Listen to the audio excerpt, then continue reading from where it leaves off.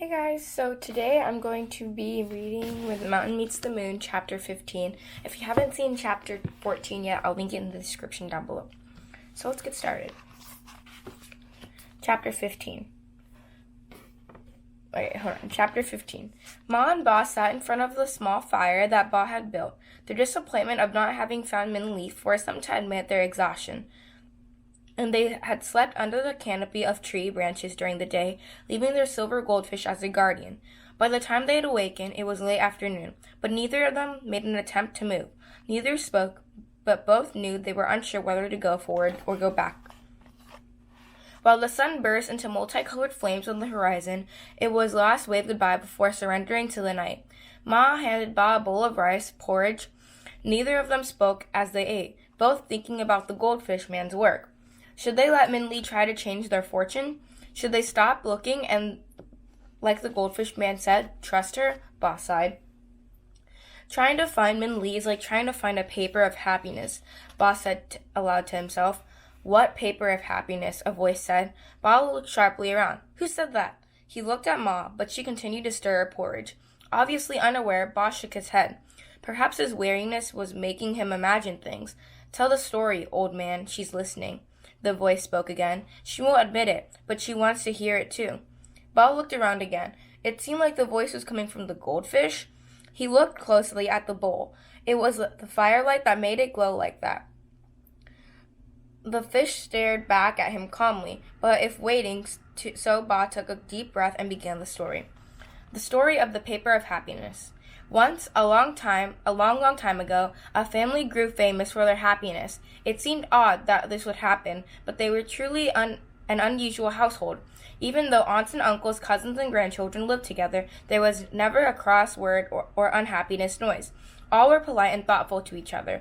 Even the chickens did not fight each other for feed. It was even said that babies were born smiling. Stories of their happiness spread like seeds in the wind, sprouting and blooming everywhere, until finally even young Magistrate Tiger heard of them. Even though he said just begun his position, this was before his son was born, the bellowing, roaring magistrate was already called Magistrate Tiger. Impossible, he scoffed. The stories are exaggerated. No family can be that happy. But even so, he was curious and sent an imaginary emissary to the family to observe. The emissary returned, awed. You're magnificent. It is just as the story says. He said, I observed the family for a full moon, and not one sad or angry word was even whispered. The adults are loving and faithful. The children are gracious and respectful, in all honor of their grandfather, with an esteem that rivals the gods. Even the dogs do not bark, but wait patiently to be fed. The family circle is one of the complete harmony. That's impossible, the magistrate said, astonished, but as he thought about it, the more he began to wonder, what was the secret that the family had? They must have some magical charm or hidden knowledge, and this began to irritate him. He began to covet the family's happiness. I am the magistrate, he thought. If there's a secret to happiness, I should have it. So he called the emissary to him and presented him with an empty, heavily uncrusted chest and a company of soldiers. Return to the family, Magistrate Tiger ordered, and tell them that I want the secret of their happiness put in this box. If they do not do so, they have the soldiers destroy their home. The emissary did as he was told. When the troops of soldiers surrounded the house, the family looked fearful, but when the magistrate demanded was announced, the grandfather smiled. That is easy enough, he said, and he had the trunk brought into the house and returned it in moments. It is done. I put the secret of our happiness inside the box, he said, and you may take it. We hope it serves our magistrate well. The missionary was slightly surprised at the ease of his task, but could not find no objection. So he returned to the soldiers and the box around and began to travel back to his place, to the palace. The missionary knew the magistrate would be impatient for his return, so the soldiers marched through the night. With only the light of the moon to guide them, the treasure box lying on the platform carried by 4 men seemed to glow. However, as the ground grew rocky and steep, a sudden wind blew, and the mountain itself was yawning. One of the soldiers stumbled in the rising dust, and the box crashed into the ground. The lid of the box flew off, and it freed a butterfly. A single sheet of paper fluttered out. Get it, the missionary shouted at the soldiers. Don't lose the secret. But despite his yells, and paper seemed to be able to escape the soldiers' flailing arms. One soldier almost caught it. His very fingerprints touched the page, but another sudden wind burst through the air and stole it away.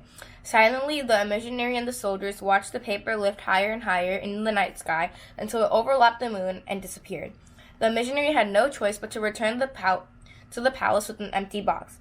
As he relied on the story, Magistrate Tiger, not surprisingly, was enraged. "You lost it? The paper?" the magistrate roared. "What was on it? Your magnificence." The missionary trembled. "As I felt the secret was for your eyes only, I did not read the paper before it was lost. However, as it was in the air, I could see that there was a single line of words on it." "What did the line say?" the magistrate demanded. "I don't know, magistrate," the missionary said, "but there was one soldier who almost caught it and was closest to it. Perhaps he was able to read the line." So the soldier was called in, and very humbly did he bow. He was little more than a boy and had only recently joined the magistrate's army from a small, poor, faraway village. "You," the magistrate said, "you are the only soldier close enough to read the line." "What did it say?" The boy flushed, and his head touched the floor as he bowed again. "Great, magistrate, I am your poor servant," he said. "I was close enough to see the line on the page. However, I cannot read. I do not know what the line said." Magistrate Tiger scowled with irritation, and the missionary and the soldier shivered. I did notice something," the soldier said. "What?" Magistrate demanded. "There was only one character on the paper," the soldier said. "The line was one word written over and over, many times." "One word," the magistrate snarled, and his anger seemed to burn deep in his eyes. "One word is the secret of happiness." It was a trick. The family must have thought they could deceive me. The missionary gathered all of my troops. I personally will get the secret of happiness and punish the family for lowly dogs. So the next day, with Magistrate Tiger and his entire army prepared for destruction, the missionary led the way to the home of the happy family. But when they arrived, nothing was there. No house, no children or sheep, no family. Instead, there was only a flat plain, as if the whole home had been scooped from the earth. Magistrate Tiger scowled at the blank ground with rage and vowed to punish the family for their disrespect. But while he glared, the wind blew and covered him with grayish-green dust. As he stood like a green-powdered statue, he felt as if the sky was laughing at him. So I think Min Li, like the secret word and the paper of happiness, Boss said. "It is not meant to be found." He glanced at Ma, and while she did not meet his gaze, she made no objection either. "And tomorrow," Ba continued gently, "we should return and wait for her to come home." Again, Ma said nothing, but barely, perhaps only because he was looking for it. She nodded. Ba nodded back at her and quietly took some rice and dropped it into the fishbowl. Alright, that was the end of chapter 15. I hope you guys enjoyed this video. Be sure to give it a like and subscribe down below, and stay tuned for chapter 16. Bye!